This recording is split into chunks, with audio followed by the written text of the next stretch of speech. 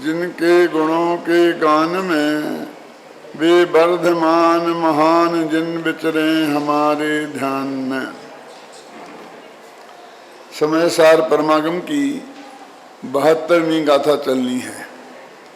71वीं गाथा पर अपन ने अभी 2-3 दिन से चर्चा की। 69, 70 और 71 इन 3 गाथाओं पर। 71वीं गाथा में ये कहा था कि यह आत्मा और आश्रमों का के बीच में ये भेद जान लेगा तो वो आश्रमों से निवृत्त हो जाएगा। और उसके निष्कर्ष में अंतिम पंक्ति थी कि इससे यह सिद्ध हुआ कि ज्ञान मात्र से बंध का निरोध होता है। और इसके स्पष्टीकरण में अपन ने ये बात कही थी कि ज्ञान मात्र में श्रद्धा भी शामिल है। और अनंतानुबंधी के कसाय के अभाव में जो चारित्र गुण में निर्मलता आई है, ऐसा चारित्र का अंश भी शामिल है। हम भले अकेले ज्ञान मात्र कह रहे हैं, लेकिन उसमें इतनी चीज शामिल है। क्यों शामिल है? क्योंकि इन तीनों की उत्पत्ति एक साथ ही होती है। तो हम चाहे 1 कहें चाहे 3 कहें, उनमें कोई फर्क नहीं पड़ता है। उन 3 की प्राप्ति के लिए 3 प्रकार का अलग अलग कोई पुरुषार्थ नहीं करना पड़ता है। जो एक प्रक्रिया और एक विधि होती है वो एक ही है और वो अन्य नहीं है। ये बात समझ लो आप। वो बात ऐसी है कि one by one get free. तुम भगवान आत्मा को आश्रमों से भिन्न जानो अनुभूति पूर्वक, तो वो श्रद्धा उसके साथ में ही प्रकट हो जाएगी। और अनंतानुबंधी कसाय का अभाव रूप निर्मलता भी साथ में प्रकट हो जाएगी। इसलिए उसे ज्ञान मात्र भी कहते हैं और सम्यक दर्शन ज्ञान चारित्र भी कहते हैं। माने दोनों प्रकार का कथन आता है, उसमें कोई घबराने की बात नहीं है। ऐसा ही हर मामले में जैन दर्शन में जो अनेकांत है उसे हम बहुत गहराई से समझते नहीं हैं। क्या नहीं समझते हैं कि अपने शास्त्रों में ये बहुत उपदेश भी है। टोडामल जी ने लिखा, देखो तत्व विचार की महिमा, लिखिएगा नहीं लिखी। और उस तत्व विचार में वाचना, प्रक्षना, अनुप्रेक्षा, आमनाय और धर्मोपदेश सब आ जाता है ना, पूरा स्वाध्याय आ जाता है ना। धर्म ध्यान के भेदों में आज्ञा विचय, उपाय विचय, विपाक विचय, संस्थान विचय, क्या रह गया बाकी चारों अनुयोग में? बोलो। विपाक विचय में पूरा करुणानुयोग आ गया, आज्ञा विचय में पूरा चरुणानुयोग आ गया, उपाय विचय में संबंध ज्ञान चारित्राणी ये सारा सिद्धांत ये सब द्रव्यानुयोग आ गया, अध्यात्म आ गया, त्रिकाली ध्रुव भगवान आत्मा आ गया, उपाय है ना मुक्ति का। और संस्थान विषय में पूरा भूगोल आ गया, आकार कैसा है लोक का, कहाँ क्या है, ये सारा सब आ गया। क्या नहीं? वो लोग क्या बचा भाई? इसको धर्म ध्यान कहते हैं कि नहीं कहते हैं? ये व्यवहार धर्म ध्यान जिसे कहते हैं। तो ये सारा जो अध्ययन है, स्वाध्याय है, ये सब धर्म ही ध्यान है। क्या हम कहते हैं हमारा जीवन तो धर्म ध्यान में बीता। तो धर्म ध्यान में बीता का मतलब क्या है? ये जो अपन लोग यहाँ बैठे हैं, ये इस वक्त अपन ध्यान कर रहे कि नहीं कर रहे? बोलो। अब इसको ध्यान मानो तो ध्यान ऐसा भी ध्यान होता ही है, लेकिन इस ध्यान से सम्यक दर्शन ज्ञान चारित्र की भी प्राप्ति भी नहीं होगी और मोक्ष की भी प्राप्ति नहीं होगी। शुभ भाव है तो बंद होगा। ये गुरुदेव सारी जिंदगी समझ लीजिए 45 वर्ष तक के बाद कहते रहे कि नहीं। और असली ध्यान की परिभाषा तो उन्होंने वही दी, अंतर्मुहूर्त, जिसमें अंतर्मुहूर्त में केवल ज्ञान हो जाए, वो ध्यान है। समझे ना? अब ये सारे जो मोक्ष मार्ग की प्रक्रिया है, यदि जब अपन ने ये 5 प्रकार का स्वाध्याय भी धर्म ध्यान में आ गया तो तत्व विचार करने का और स्वाध्याय करने की प्रेरणा तो दी ही है। आगम चेठा तदो जेठा, है ना, स्वाध्याय करना चाहिए, आता कि नहीं आता? तत्वार्थ जो जानते तत्वार्थ को, तो जिन शास्त्र से प्रत्यक्ष या जिन शास्त्र से हो मोक्ष है, बस इसलिए स्वाध्याय करना चाहिए। ये भी लिखा ही है कि अरहंत को द्रव्यगुण पर्याय से जाने तो उसका मोह क्षय का कारण बनता है। और ये भी लिखा है कि आगे द्रव्यगुण पर्याय से जाना जो बता, तो द्रव्यगुण पर्याय का स्वरूप भी बताया। तो यदि सबको हम ध्यान की सीमा में लें तो इसकी प्रेरणा भी दी जाती है और बुद्धिपूर्वक करने की बात भी आती है। और यदि वो हम शुक्ल ध्यान की बात ही करें तो तब हम तत्व का चिंतन करते करते, विकल्प करते करते और विकल्पातीत हो जाते हैं। गुरुदेव फरमाते हैं शुभ भाव से शुद्ध भाव में चले जाते हैं। तो शुभ भाव को शुद्ध भाव का कारण माना जा सकता है, और मानेंगे तो अशुभ भाव का को शुभ भाव का कारण माना जाएगा, क्योंकि अशुभ भाव का अभाव होकर शुभ भाव होता है ना। तो ये ऐसे कारण मानेंगे, नहीं मानेंगे तो फिर ये कोई विधि, एक प्रक्रिया ये करना, ये उसका उपाय नहीं रहा। ये प्रक्रिया तो पहले संपन्न होती ही है। यदि हो उसे उपाय कहो तो उपाय, पुरुषार्थ जो तुम नाम दे लो तो दे लो, लेकिन ये पुरुषार्थ है कि जब वो ध्यान शुरू हो गया वो पुरुषार्थ है। बोलो जब वो विकल्प से निर्विकल्प में चला गया, प्रायोग लब्धि से कैन लब्धि में चला गया, छपक श्रेणी उपसम श्रेणी में चला गया, तो वो पुरुषार्थ है कि उसके पहले जो हो रहा था वो पुरुषार्थ है।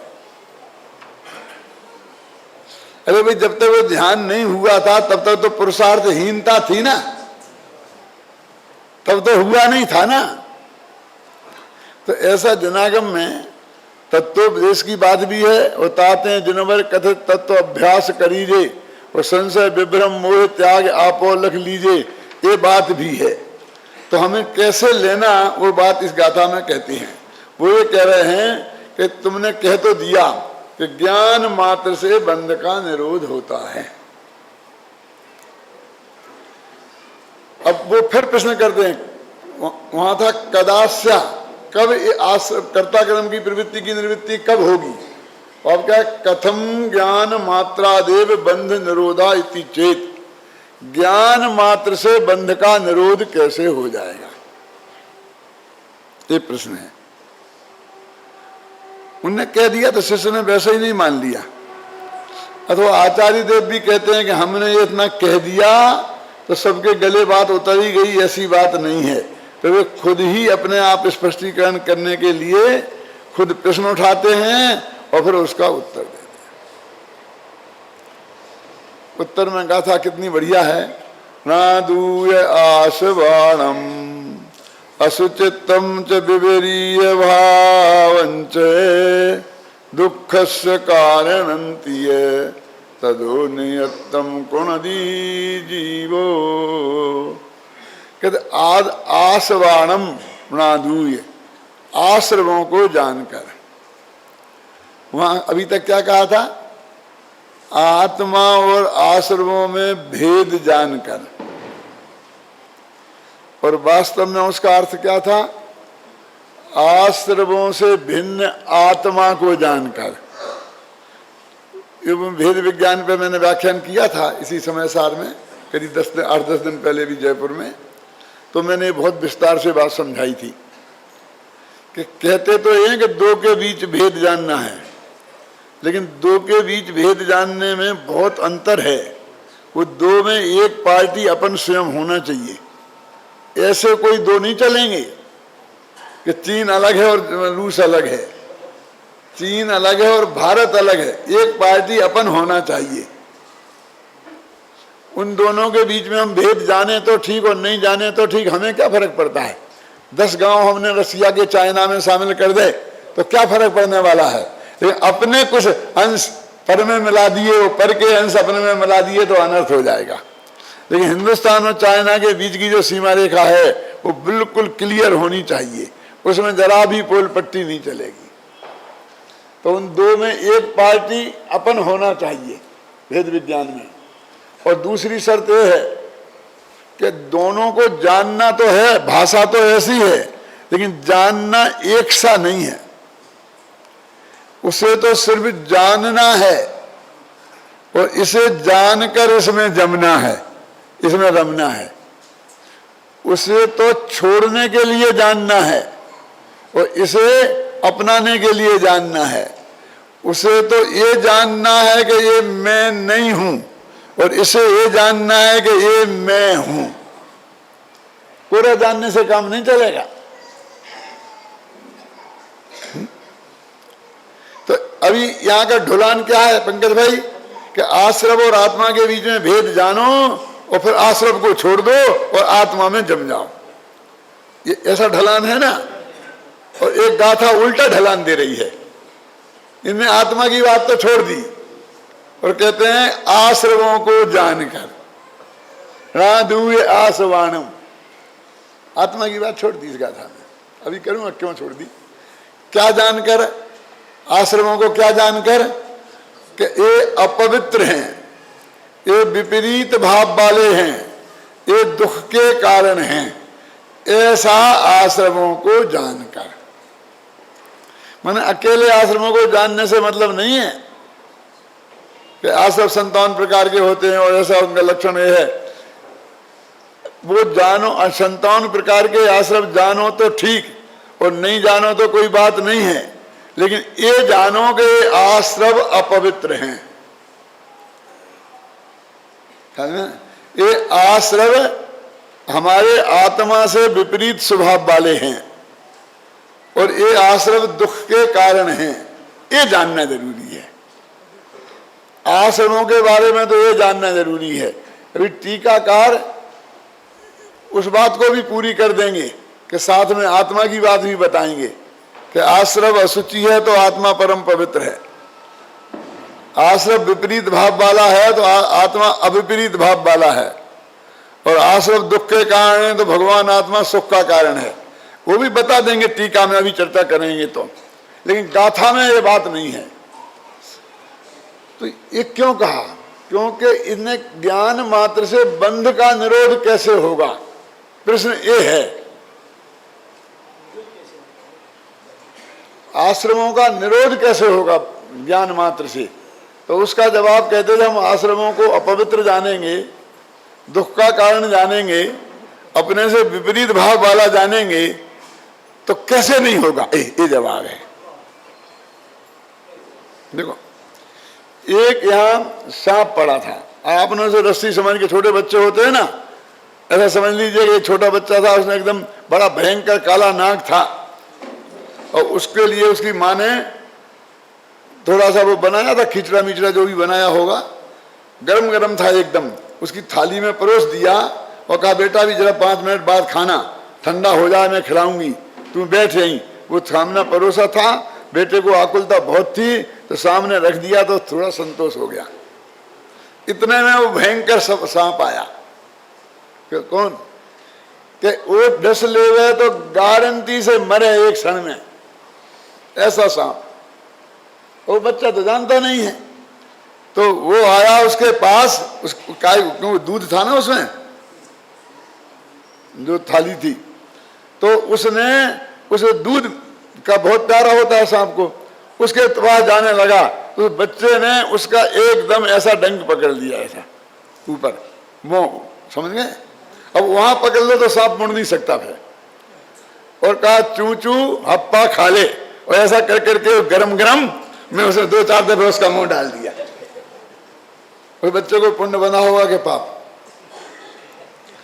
क्यों? उसने तो एक प्राणी, उसे चू चू बोल रहा है वो, और हप्पा माने मेरा भोजन तू खा ले, पहले भूखा है ना तो खा ले, तो उसको आहार दान दिया है उसने तो और वो सांप मर गया। क्या हमारे यहाँ की सही घटना है, हमारे पिताजी सुनाया करते थे कि जब वो ऐसा हुआ, वो सांप वहां मर गया और वो ऐसा बच्चा चू चू हप्पा खा ले कह रहा था, तो घर से दौड़ के माँ आई और उसने ये देखा तो देख के ही बेहोश होके गिर गई।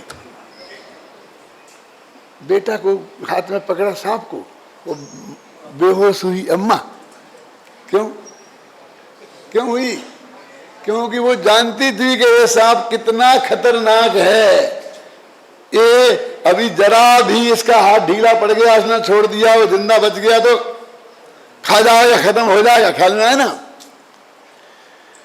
ये सुना के मैं आपको क्या कहना चाहता हूं, ये इसमें लिखा है, इस गाथा का अर्थ है कि जब आश्रमों को असुचि जानेगा, विपरीत भाव जानेगा, दुख का कारण जानेगा, वो सांप को मृत्यु का कारण जान नहीं ना वो मां, तो एक बच्चा यदि ये जान ले कि ये मुझे काट खाएगा तो मैं मर जाऊंगा, तो उसको पकड़ कब तक एकदम हाथ ढीला पड़ जाएगा कि नहीं? तो वो कहते हैं एक क्षण बाद ढीला पड़ेगा कि तत्काल। तो ज्ञान मात्र से बंध का निरोध कैसे होता है ये सिद्ध करना है। क्या आपने रस्सी समझ के सांप को पकड़ लिया, उठा लिया, क्यों जी?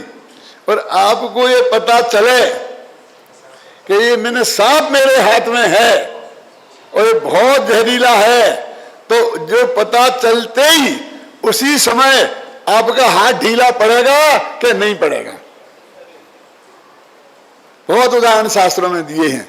वो विशाखा स्तोत्र है ना, उसमें लिखा है बादीप सिंह सूरी ने, जो कभी उन्होंने बनाया ना स्तोत्र, कि एक जो मोर है ना, मोर एक टंकार मारे तो चंदन से लिपटे हुए जो भयंकर सांप हैं जहरीले, उनकी नस नस ढीली हो जाती है।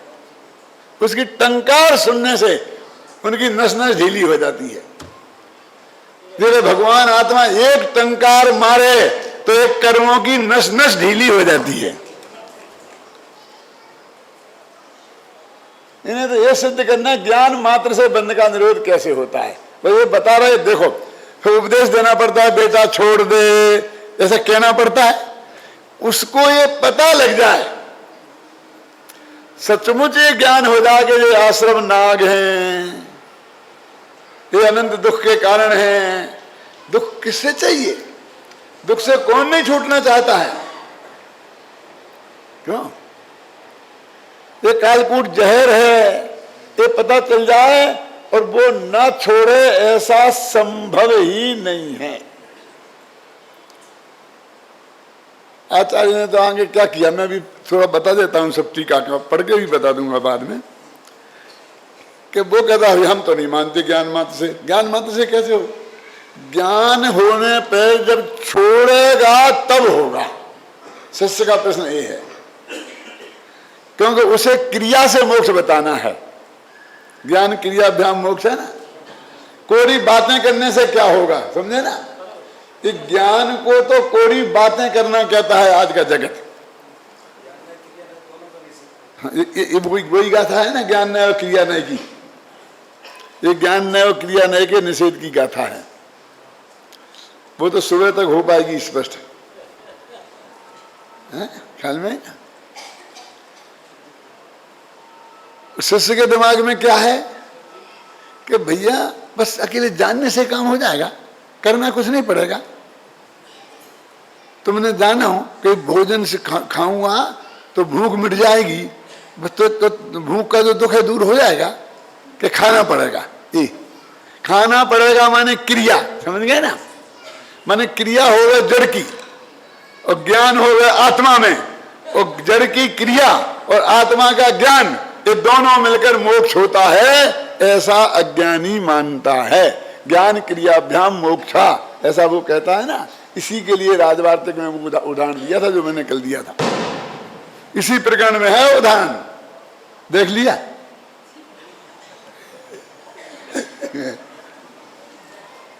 विद्वान लोगों का काम है, उन्हें चैन नहीं पड़ेगी। हमें अच्छा है कि एक बात प्रमाणिक तो हो जाए। क्यों? वो ज्ञान क्रियाभ्याम बहुत चर्चा है, जैन आगम में बहुत चर्चा है, न्याय शास्त्र में बहुत चर्चा है, ज्ञान क्रियाभ्याम मोक्षा। अब आचार्य कह रहे हैं कि जिस क्रिया की तू बात कर रहा है वो तो जड़ की क्रिया है, और जिस क्रिया की तू बात कर रहा है वो तो राग की क्रिया है, और हमारी क्रिया तो कौन सी है? कहाँ है सुमन भाई? हाथ उठाओ। राम जी भाई की किताब ज्ञान की क्या है ना, धर्म की क्रिया। वो ज्ञान की क्रिया वो धर्म की क्रिया है। अब वो कहते हैं कि ज्ञान हुआ यही ज्ञान की क्रिया है, और कौन सी क्रिया होनी है? वो ज्ञान में और कौन सी क्रिया होनी है? वो जानने रूप क्रिया ही तो होनी है। हम क्या समझते? टू डू एक क्रिया है, वर्ब है ना, टू डू। लेकिन टू नो वर्ब है कि नहीं है? क्या? जैसा करोति एक क्रिया है, तो जानाती भी तो क्रिया है। करना एक क्रिया है, तो जानना भी तो एक क्रिया है ना। लेकिन ये जगत जानने को क्रिया ही नहीं मानता है? जानने को कोई काम ही नहीं मानता। अर्थशास्त्र का एक नियम है कि जिससे कमाई हो उसे काम कहते हैं।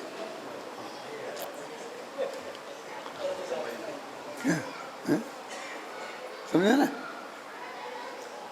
अर्थ, दो भाई हैं, एक भाई 2 लाख रुपए महीना कमाता है, बहुत बड़ा ऑफिसर है, टेबल कुर्सी पे से हिलता नहीं है, प्यास भी लगी हो तो ऐसा उठ के ऊपर को देखे तो लोग आकर हाथ का गिलास पानी हाथ में थमा देते हैं। क्यों? वो कुछ नहीं करता है। और दूसरा भाई है, वो बिल्कुल खाली है, बिना पढ़ा लिखा है, तो सुबह से लेके घर का काम, बर्तन मलने से लेकर क्यों बाजार से सब्जी लाना, ये लाना, दौड़ धूप का सारा काम करता है। ये बिल्कुल एक पोजीशन है, समझे ना? सुबह से लेके शाम तक 1 सेकंड की फुर्सत नहीं, कोई उसे शांति से बैठने ही नहीं देता। और जब घर वाले पूछते हैं कि बड़े भैया क्या है? अरे बे तो बहुत बड़े, बहुत बहुत उनको काम, उन्हें 1 सेकंड की फुर्सत नहीं है। और छोटे, अरे निकम्मा है, कुछ करता ही नहीं। बोलते कि नहीं बोलते? बोलिए। और यहाँ मेहमान आ जाए, जा पानी लेके आ, चाय लेके आ, ये दौड़ा के उसे ये करे। और बड़ा भाई उठ के, नहीं आप बैठो भाई साहब, भाई साहब आप क्यों परेशान, आप बैठा जाओ। बाप भी बोलता है अपने बेटे से, भैया तुम बैठो बैठो बैठो। वो कमाने वाला हो ना। क्यों? क्योंकि अर्थशास्त्र के हिसाब से जिसमें पैसा आए उसे काम बोलते हैं, और जिसमें पैसा नहीं आए उसे काम नहीं बोलते हैं।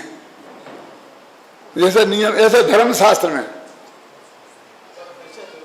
धर्मशास्त्र का भी अपना अलग होगा ना, कि जानना भी क्रिया है, और आत्मा को जानना तो सर्वोत्कृष्ट क्रिया है। समझे ना? आत्मा की असली क्रिया तो जान नहीं है। आत्मा ज्ञानम स्वयं ज्ञानम ज्ञानाद अन्यत करोति किम परभावस्य कर्तात्मा मोहोयम व्यवहारिणाम। स्वर्णगढ़ वालों को ये भी समझाना पड़ेगा। जहाँ का तो महामंत्र था, जो क्लास चलती थी तो सबसे पहले मंगलाचरण भी इसी का होता था। आत्मा ज्ञान स्वरूप है, स्वयं ज्ञान स्वरूप है, किसी ज्ञान के संयोग से ज्ञान स्वरूप नहीं है। नैयायिक ऐसा मानते हैं, वैसे से कैसा मानते हैं कि ज्ञान अलग है और आत्मा अलग है।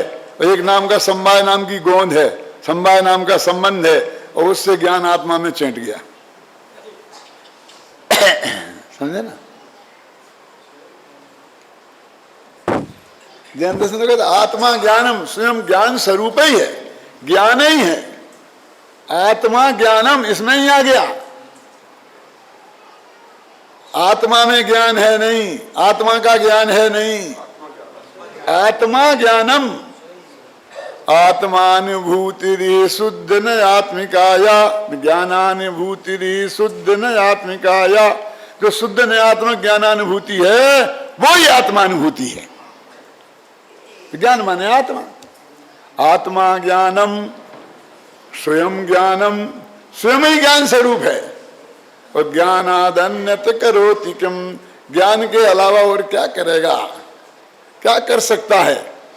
जो हम कर नहीं सकते हैं उसे हमने अपनी क्रिया मान रखा है और उसके बिना मोक्ष नहीं होगा ऐसा हमने मान रखा। बात पक्की है कि नहीं?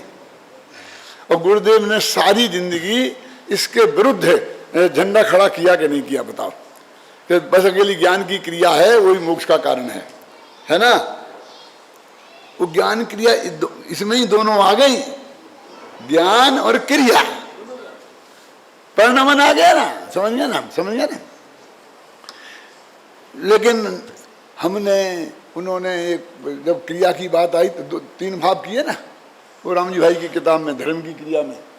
कौन कौन से? एक जड़ की क्रिया, एक राग की क्रिया और एक ज्ञान की क्रिया। अब जरा सुनना, मैं उदाहरण इस पर घटित कर रहा हूँ तो इसलिए तुम उसका गलत अर्थ मत निकालना कि अब पूजा करने अपन बैठे तो इस थाली का माल इस थाली में ट्रांसफर किया ना, तो वो तो हुई जड़ की क्रिया क्या? और उस वक्त जो शुभ परिणाम हुआ वो हुआ राग की क्रिया। अशुभ भी हुए कदाचित कि हम मानेंगे इससे मुझे पुण्य बंधेगा तो रुपया पैसा मिल जाएगा, बाल बच्चे ठीक हो जाएंगे, तो पाप भी बांधे, लेकिन वो हुई राग की क्रिया, दोनों ही, समझे ना? और उसी वक्त आत्मा ने उस जड़ की क्रिया को और राग की क्रिया को जाना, वो हुई ज्ञान की क्रिया और उसका नाम है धर्म की क्रिया। आत्मा को जाना वो तो धर्म की क्रिया है ही।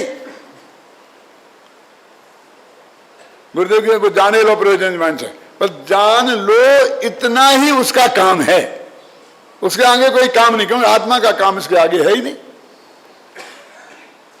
आत्मा में जानने की क्रिया कर सकता है, चाहे 100 को जाने चाहे पर को जाने। तो वो ये कहते हैं वो भेद करना फिर कि 100 को जानना वो है, पर को जानना क्या है, उसकी बात अभी व्याख्या में उसमें नहीं उलझना चाहता हूं, वो खुद अपने आप में एक लंबा विषय है। लेकिन वो जानन क्रिया है, वो आत्मा की क्रिया है। तो आत्मा का धर्म तो आत्मा की क्रिया में होगा ना, ज्ञान की क्रिया में होगा ना। अब हमने वो पूजा पाठ का एक क्रियाकांड विकसित कर रखा हो, शुभ भाव, फिर तीर्थ यात्रा का क्रियाकांड शुभ भाव विकसित किया, फिर हमने और जितने सब दान देने का, समझ लो मंदिर बनवाने का, जितना जितना टाइप के शुभ भाव को धर्म इस जगत में माना जाता है, वो सब शुभ भाव और वो सब शुभ क्रियाएं ले लेना है। इसमें बिल्कुल नक्की है कि नहीं? इसमें कोई गुरुदेव की ने जो बात कही इसमें किसी को शंका है? एक मुमुक्षु को भी रंचमात्र शंका नहीं है। ये सब लोग बहुत अच्छी तरह जानते हैं जो थोड़ा भी गुरुदेव को गहराई से पढ़ते हो, स्वाध्याय करते हैं। अब हमने फिर एक नया क्रियाकांड विकसित किया, है ना? कौन सा था वो? इस स्वाध्याय नाम के, घबराना नहीं। बैठ गए, हमने पढ़ लिया, फिर 2-4 आदमी को बैठा लिया, उन्हें पढ़ा दिया, फिर उनको प्रश्न उत्तर हो गए, तत्व चर्चा हो गई और हमने एक नया क्रियाकांड विकसित कर दिया और फिर हम संतुष्ट हो गए कि हम बहुत धर्मात्मा हैं। क्यों? कि ये पढ़ना लिखना ये भी तो वैसा ही है ना, एक थाली का माल दूसरी थाली में ट्रांसफर करना, ये भी तो तीव्र स्वभाव ही है ना। उससे तो बहुत उच्च कोटि का है, इसमें कोई शक नहीं। मैंने शायद पहले व्याख्यानों में यहाँ बहुत विस्तार से बात बताई है कि भगवान की पूजा भक्ति और स्वाध्याय में क्या फर्क है ना? वो उदाहरण देता हूँ ना मैं, भगवान कहें और अपन सुने उसका नाम है स्वाध्याय, और अपन कहें और भगवान सुने उसका नाम है भक्ति। वो अंतर तो मैंने बताया, मैं अभी नहीं बताऊंगा। अब मैं उसके आगे की बात कहना चाहता हूँ कि हमने एक दूसरा क्रियाकांड विकसित करके सारे जगत को अज्ञानी क्रियाकांडी घोषित कर दिया और हम बिल्कुल धर्मात्मा पक्के। सम्यक दर्शन हो गया है, वो भी हो जाएगा इस बात में। जब नहीं हुआ है तो तू भी वहीं कहीं होगा ना जगदीश भाई। तन्ना सम्यक दर्शन यदि नहीं हुआ है तो फिर अभी तू 2 में ही तो कहीं ना कहीं उलझा है। क्या तो सुबह शुभ भाव में और किसी क्रिया में धंधा पानी बंद कर दिया है और यहाँ स्वाध्याय की अथवा इसमें मंदिर की यहाँ की व्यवस्था की कोई भी काम में लग गया है। क्यों? अब एक नया क्रियाकांड विकसित हो रहा है। नाक को देखो, मुझे नाक को देखे तो मैं कहता नाक के दर्शन होंगे, आत्मा के दर्शन कहाँ होंगे? नाक में भी आत्मा के प्रदेश हैं, ऐसा कर रहे हैं। तो हम यहाँ नाक में आत्मा के प्रदेश देखो ऐसा कहते हैं। अरे वाह, अरे नाक के ही क्यों देखो, नाक सारे आत्मा के प्रदेश तो सर्वांग में है। और मालूम 24 घंटे ऐसे घूमते रहते हैं, आपको मालूम है? 24 घंटे घूमते, एक सेकंड नहीं, बीच के 8 प्रदेशों को छोड़कर बिल्कुल ऐसे राउंड मारते रहते, बिल्कुल बहुत तेजी से। तो नाक के प्रदेश पैर में चले जाते, पैर के नाक में आ जाते, नाक के प्रदेश उन गंदे अंगों में चले जाते हैं जिनका नाम लेना आप पसंद नहीं करते, और वहां के प्रदेश नाक में आ जाते हैं। 24 घंटे बदला बदली होती रहती है, जैसा खून दौड़ता रहता है ना, क्यों? ऐसा ऐसा वो आत्मा के प्रदेश भी दौड़ते रहते हैं। अब मैं पूछता हूं कि यदि तूने ये नाक के प्रदेशों का ही ध्यान कर सही, समझना, मुझे तो खुशी हो रही कि लोग मुझे चिंतन करने का अवसर दे रहे ध्यान के बारे में। तो मैंने कहा कि वो असंख्य जो प्रदेश हैं उनके अखंडता का ध्यान करना है कि इतने से खंड के प्रदेशों का ध्यान करना है, क्यों? प्रदेश भेद वो है पर क्षेत्र, क्यों? और अखंड असंख्यात प्रदेशों का अखंडता वो है स्वक्षेत्र। कौन सा 252 कलश कौन सा है? ठीक है। तो वो क्या हुआ फिर? नाक के ही क्यों, इधर के क्यों नहीं, घुटने के क्यों नहीं, क्यों? अरे भाई, जिस देह के भिन्नता के लिए आचार्य चिल्लाते रहे, देह जुदा आत्म जुदा वही तत्व को सार, बाकी जो कछु और है याही को विस्तार, इस पे से तुम दृष्टि हटा, क्यों? और अपने भगवान आत्मा पे ले जा। और वो कहते अपने भगवान आत्मा पे ले जाने के लिए इस देह पे दृष्टि लगा। नाक पे लगाना, देह पे लगाना नहीं हुआ। ये क्या कह रहे? जिस पे से जिसे हमें अपने ज्ञान का गेय नहीं बनाना है, क्यों? गेय भी नहीं बनाना, क्यों? राग भी नहीं, बिल्कुल परद्रव्य है, क्यों? यही गुरुदेव जी का संदेश है कि नहीं है? और फिर हम रीढ़ की हड्डी को सीधी करने में लग गए। तो ऊंट को तो इस भव में सम्मा दर्शन होगा ही नहीं। इन करुणानिधि वालों से पूछो कि ऊंट को सम्मा दर्शन हो सकता है कि नहीं हो सकता, क्योंकि वो तो उनकी रीढ़ की हड्डी तो कभी सीधी हो ही नहीं सकती, इस भव में तो नहीं हो सकती है। जिनकी कुंवर निकल जाए उन्हें होगा कि नहीं होगा?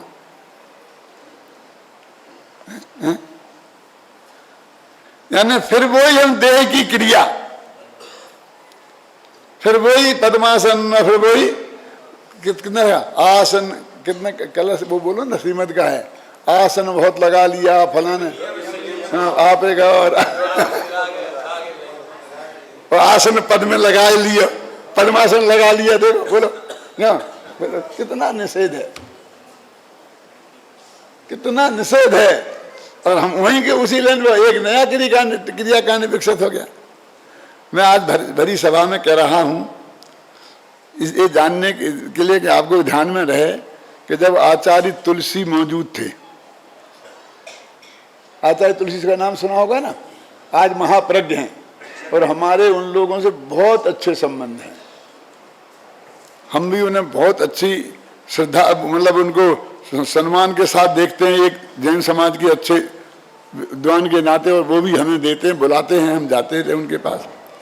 तो हम वहाँ गए थे लाड़नू इसी काम के लिए, मैं, बड़े दादा और भी 2-4 लोग साथ, सोहन लाल जी थे और मुझे याद नहीं कौन कौन थे।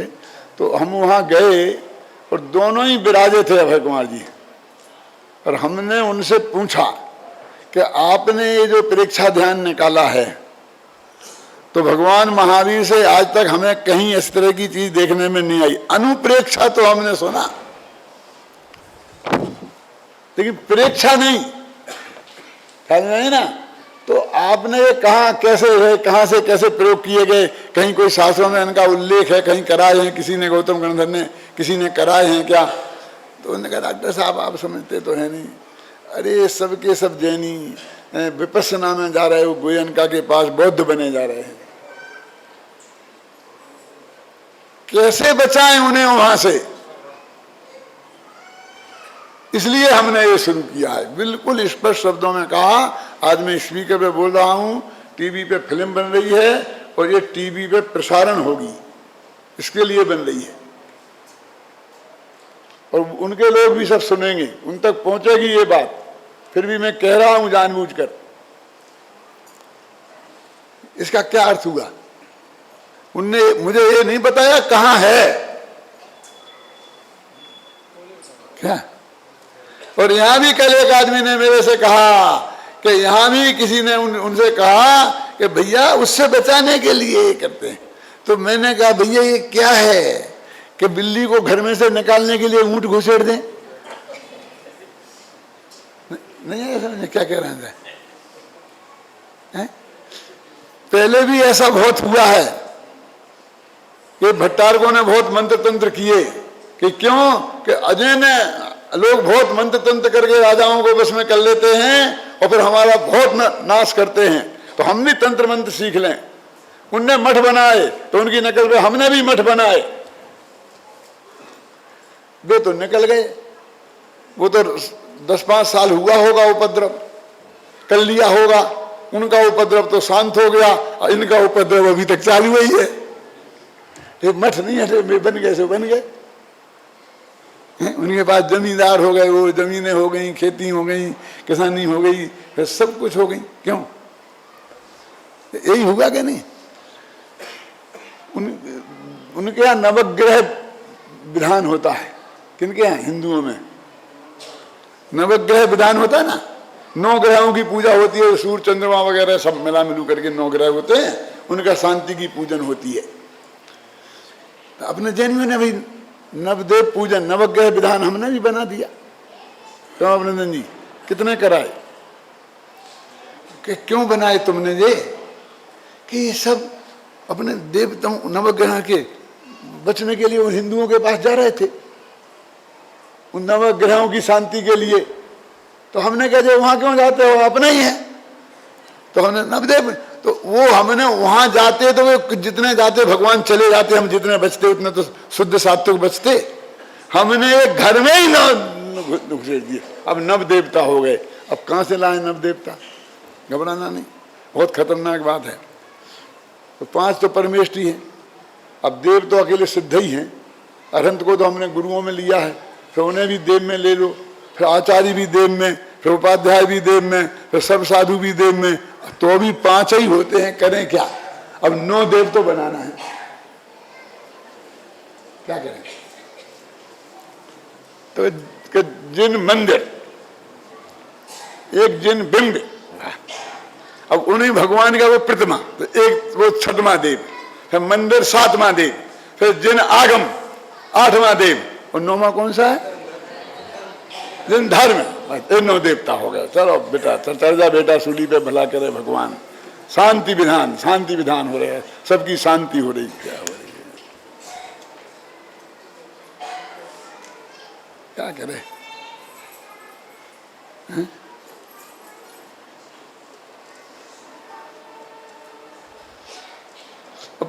वो मैंने कहा ना, वो बिल्ली हटाई थी, ये ऊंट घुस गया।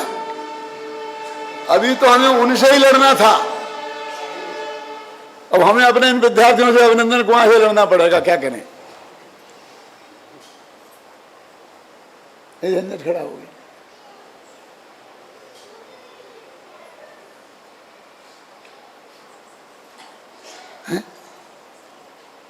मैंने वो ही कि जिस क्रिया कांड के विरुद्ध सारे 45 वर्ष तक गुरुदेव ने डंका बजाया और बहुत कुछ उनने सफाई कर दी थी हमारे चित्त में से।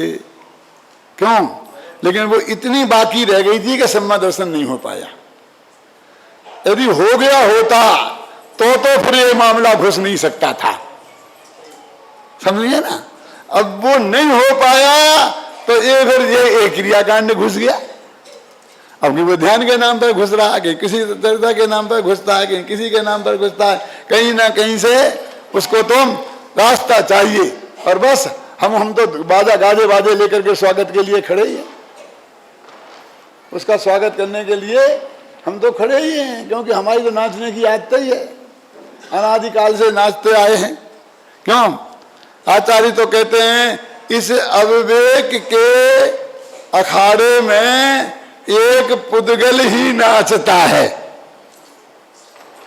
और चिन्ह मूर्त आत्म देखना रहो। हमारा चैतन्य आत्मा तो उस नाटक को देखने वाला है, हम नाचने वाले नहीं है। ठीक है, अनादिकाल से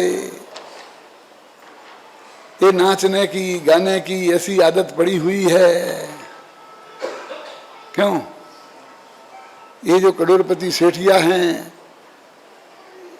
ये इंद्र बन जाएंगे तो 2 मिनट को स्टेज पर नाचने को मिल जाएगा, इसके लिए 10-20 लाख दे सकते हैं क्या? ओके पंडित जी नचाएंगे नहीं तो कौन बनेगा इंद्र? इंद्र नाचने के लिए बनते हैं,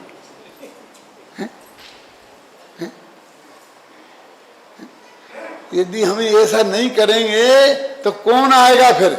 तो सारी जनता को तुम ये समझ रहे हो, अरे नृत्य तो उन्हें टीवी पे और सिनेमा में तुमसे 100 गुना अच्छा देखने को मिल जाता है। क्यों नहीं मिल जाता है? ये तो नाचने गाने में धर्म नहीं है, एक सारा क्रियाकांड ये आत्मा का धर्म नहीं है। तो वो ये कह रहे ज्ञान क्रियाभ्याम, तो ज्ञान मात्र से बता रहे हैं। अब वो कह रहे क्रिया, तो आचार्य कहते हम तो लिखा है कि ज्ञान क्रियाभ्याम मोक्षा, हम बता देते हैं कि वो जानना है क्रिया वही। अब वो कहते हैं कि भाई जानने से करना अलग रखो। सम्यक दृष्टि ने जान तो लिया और करता भी कुछ नहीं है। वो बहुत प्रश्न आएगा कि सम्यक दृष्टि भोगों के बीच में है और भोग भोगता है, क्यों? अभी उसे वो छोड़ना पड़ेगा। नियम सार में तो एक गाथा आई है ऐसी, बहुत अच्छी गाथा है। अभी मैंने कल परसों ही लिखा है उस पर, उसमें अभय कुमार जी ऐसा लिखा है, आपने भी किया ना बात, उसमें आया कलश में लिखा है कि सब जगह तो सम्यक दर्शन ज्ञान के बिना चारित्र नहीं होता, सम्यक दर्शन ज्ञान के बिना चारित्र नहीं होता, ऐसा बार बार आता है ना। उस कलश में क्या लिखा है कि चारित्र के बिना सम्यक दर्शन और सम्यक ज्ञान कोठार में रखे हुए बीज के समान है। याद आई कि नहीं आई? पढ़ा क्या नहीं पढ़ा? आप लोगों ने भी पढ़ा होगा किसी ने। क्या लिखा है इसका अर्थ समझे क्या है? तो फिर बोलता हूं, ध्यान से सुनना। सम्यक चारित्र के बिना सम्यक दर्शन और सम्यक ज्ञान कोठार में रखे बीज के समान है। नहीं आई ना समझ में? कोठार में जो बीज रखा वो कभी उगेगा नहीं। यदि उस बीज को उगना है तो खेत में डालना पड़ेगा, खेत को जोतना पड़ेगा, खाद पानी डालना पड़ेगा, तब उगेगा। समझे ना? तो सम्यक दर्शन और सम्यक ज्ञान सम्यक चारित्र के बिना कोठार में रखे बीज के समान हैं, जो निष्फल ही हैं। ऐसा नियम सार में लिखा, और जिसमें निश्चय चारित्र का ही पूरा वर्णन बाद में करने के वाले हैं। अब इसके बाद जो वर्णन आने वाला है ना, इसके बाद का कलश में क्या लिखा है कि मैंने व्यवहार चारित्र का वर्णन किया, अब आगे से सब पूरा निश्चय चारित्र का वर्णन करूंगा सारे अधिकारों में। उसमें ये दिया, मैं भी देखे माथे कोट गया कि क्या लिख रहे समझ में नहीं आया। ये कोठार का बीज क्या है? वो कहते हैं कि सम्यक दर्शन ज्ञान के बिना तो चारित्र होगा ही नहीं। लेकिन अब यहीं मत रुक जाना, देखो आगे चारित्र धारण करो तो मोक्ष में जाओगे। तो उस बीज में फल कब आएंगे? जब वो बाकी का जो चारित्र है वो होगा, इसके लिए लिखा है। अब आपको उल्टा लगता होगा, लेकिन उल्टा नहीं है। सम्यक दर्शन में उनने वो सम्यक ज्ञान और वो अनंतानुबंधी के कसाय के अभाव रूप चारित्र ये शामिल कर लिया, इसलिए उसका नाम तो उनने सम्यक ज्ञान ही रख दिया, ज्ञान ही रख दिया अकेला। और बाकी का जो चारित्र है कौन? अप्रत्याख्यान प्रत्याख्यान संयोजन के अभाव में होने वाला, तो उसके बिना फिर मोक्ष में तो जाएगा नहीं ना, तो मोक्ष का है फल तो वहां नहीं पहुंचेगा। पर इतना है, वो पूरा फल नहीं मिलेगा, ऐसा ही अर्थ है। एक के 10 बीज नहीं होंगे, लेकिन एक बीज तो है ही। जो कोठार में रखा जो बीज है उसकी रोटी बना के खाएंगे तो पेट भरेगा कि नहीं भरेगा। सम्यक दर्शन के साथ जो सम्यक ज्ञान उसारित रहे तो उसमें जो आनंद का यूं चिंत निज में थिर भये जिन अकथ जो आनंद लहो सो इंद्रनाग नरेंद्र का तो वो तो मिलेगा ना, उतना तो है, उसका निषेध नहीं है, उसे हम फल नहीं कहते हैं। अरे वो बीज भी फल ही है। बीज क्या है बोलिए मुझे, फल ही है ना। तो कहते फल में फल नहीं मिलेगा, क्या मतलब क्या, एक के 100 बीज हो जाएं वो असली फल है, वो कहते हैं। वो मोक्ष वाला फल नहीं मिलेगा, वो ऐसा कलश है। तो वहां कौन सा चारित्र लेना, कौन सा नहीं लेना, किसके लिए क्या कह रहा है, वो सब अपेक्षाएं अलग अलग लगानी पड़ेंगी कि नहीं लगानी पड़ेंगी। तो वो कहते हैं कि आश्रमों को अब क्या कहते हैं, अब आत्मा छोड़ दिया, यही आश्रमों को अशुचि जानेगा, अपवित्र जानेगा। और विपरीत भाव, विपरीत भाव माने क्या, किसके विपरीत, कि अपने विपरीत हो, किसके विपरीत, तो आत्मा के स्वभाव के विपरीत हैं और दुख के कारण है। अब ऐसा कोई जानेगा तो फिर वो आश्रमों से निवृत्त नहीं होगा, ऐसा कैसे हो सकता है कि हमने जान तो लिया लेकिन हम तो नहीं होते निवृत्ति। तो कहते भैया तुमने हम मानेंगे जाना ही नहीं। इसमें ऐसा बहुत अच्छा तर्क दिया है कि यदि तुम कहते हो कि वो जो ज्ञान है, जान लिया वो ज्ञान, वो निवृत्त नहीं हुआ, तो हम पूछते हैं कि वो ज्ञान अज्ञान से भिन्न है कि अभिन्न है, ऐसा तर्क किया। न्याय शास्त्र के आचार्य है ना, वो अनादिकाल का जो अज्ञान है ना हमारे को, वो अज्ञान रूप पर्याय प्रकट है, उस अज्ञान की बात है। और अभी हमें ये ज्ञान हो गया, तो अभी हमने जान लिया ना, मेरे से सुनकर शास्त्र में पढ़कर अपन ने, तो ये जो ज्ञान हो गया परमात्म, ये ज्ञान और जो पहले ज्ञान नहीं था, ये दोनों एक से ही हैं कि इनमें कुछ भिन्नता है। यदि वो कहते हैं कि इनमें भिन्नता है तो भिन्नता तो निवृत्ति होने की होती, तब मानते हम भिन्नता है। इसलिए तुम कहोगे अभिन्न नहीं है, तो अभिन्न है तो अज्ञान ही है ना, अनुभव नहीं हुआ तो अज्ञान ही है, उसे अज्ञान ही हम कहेंगे। तो वो कहता नहीं अज्ञान नहीं, मतलब ज्ञान है, वो मान लो। तो ज्ञान है तो वो आश्रमों से प्रवृत्त होता हुआ प्रकट हुआ है कि आश्रमों से निवृत्त होता हुआ प्रकट हुआ है। हाँ, ऐसा प्रश्न उठाया, इसमें सब लिखा है ना, है क्या? तो उन्होंने कहा कि नहीं वो तो प्रवृत्त होता हुआ प्रकट हुआ है, लड्डू खा रहा और ज्ञान हो गया है। तो प्रवृत्त होता हुआ प्रकट हुआ है, तो अज्ञान में और उस ज्ञान में अंतर क्या रहा, इसलिए वो अज्ञान ही है। और यदि वो निवृत्त होता हुआ प्रकट हुआ है तो ज्ञान मात्र से बंध का निरोध सिद्ध हो गया। अब पढ़ के सुना दूं, जिसमें आपको ख्याल में आ जाए पूरा बात है। अब धैर्य रखना, पूरा लंबा है, 1.5 पेज सुनना पड़ेगा। मैंने अर्थ तो सबका बता दिया है, अभी विशेष अर्थ करना है जो मैं वो ही पढ़ देता हूं। इसी बात को तर्क और युक्ति से सिद्ध करते हुए आचार्य पूछते हैं कि आत्मा और आश्रमों का उक्त भेद विज्ञान ज्ञान है कि अज्ञान है।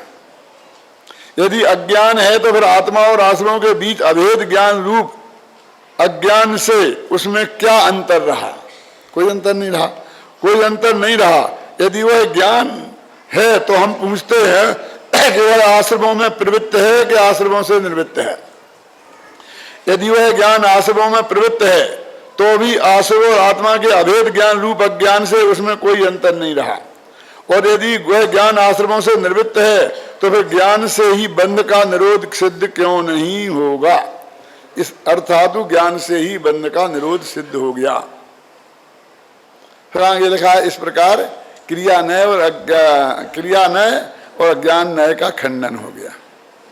और ज्ञान नय और क्रिया का खंडन कैसे हो गया वो कल बताएंगे। लेकिन इतनी बात तो आपकी समझ में आ गई ना। अभी अपन ने बीच का मामला छोड़ दिया है। कौन सा छोड़ा है? कि जिनने ये कहा था कि आत्मा अपवित्र है ना, अशुचि है और विपरीत भाव वाला है और दुख का कारण है। तो इसमें टीका में आचार्य देव ने उदाहरण दे के बात समझाई है। जले जम्बालवत, ये जले जम्बालवत क्या है? ये प्रसिद्ध उदाहरण है अमृतचंद्राचार्य का। जो थोड़े भी संस्कृत जानते हैं, जिन्होंने स्वाध्याय किया, उन्हें समझ में आ गया होगा जले जम्बालवत क्या है।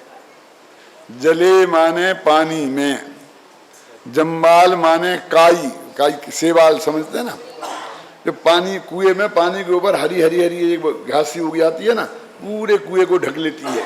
वो घास घास दिखती है, अंदर पूरा पानी रहता है। यदि वो मान लो बगीचे में हो वो ऐसी और पूरी उग जाए और आप बिल्कुल धूप में घूम रहे हो, तो आपको धूप जैसी दिखेगी। थोड़ा सुबह 5 बजे घूमने चले गए हों, अंधेरा हो तो सीधे उसमें घुस जाएंगे आप, बगीचा जमीन समझ के। तो जले जम्बालवत, जैसे जल में काई, वो जल है कि जल का मैल है? बताओ, वो जल है कि जल का मैल है? अब उसे आप जल भी कहेंगे। देखो वो पानी भरा है, वो पानी भरा है कहेंगे नहीं? वो दिखाएंगे काई की तरफ उंगली, तो ऊपर ऊपर तो काई है, पानी तो नीचे है।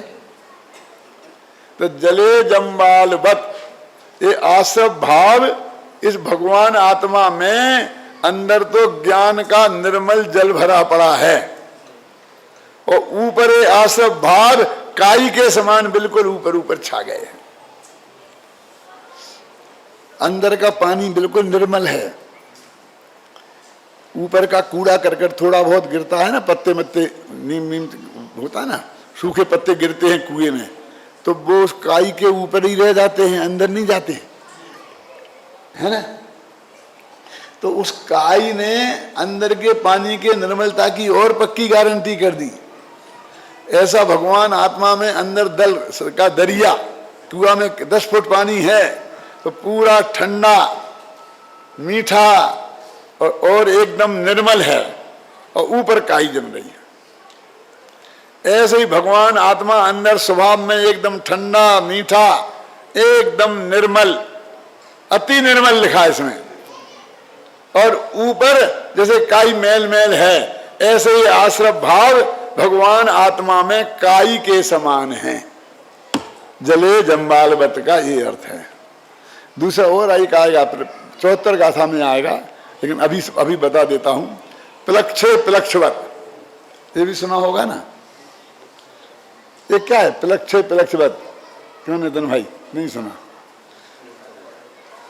प्लक्षे माने पीपल के पेड़ में, प्लक्ष माने पीपल का पेड़ और लक्ष्य माने लाख। जैसे पीपल के पेड़ में लाख मानो गोंद निकलती ना, वो उग जाए तो वो यद्यपि पीपल का ही अंश है, फिर भी पीपल को घातक है। जिस पीपल में लाख निकल जाती है वो पीपल उखड़ जाता है, उसके अंतिम दिन आ गए, है उसी का अंश, लेकिन उसका घातक है। तो जो अपना घातक होता है उसे अपना नहीं कहते लोक में। तो ये आश्रव भाव पीपल में जैसे लाख है ऐसे आत्मा में उगे हैं, जल में जैसे जम्बाल है ऐसे आत्मा में उगे हैं। ये आश्रव भाव की दशा है। ये क्यों बता रहे आश्रव भाव? आत्मा को तो तुमने छोड़ दिया एक तरफ कि भैया आश्रव से निवृत्त होना है ना, तो जिससे निवृत्त होना है पहले उसकी बात तो सुन लो।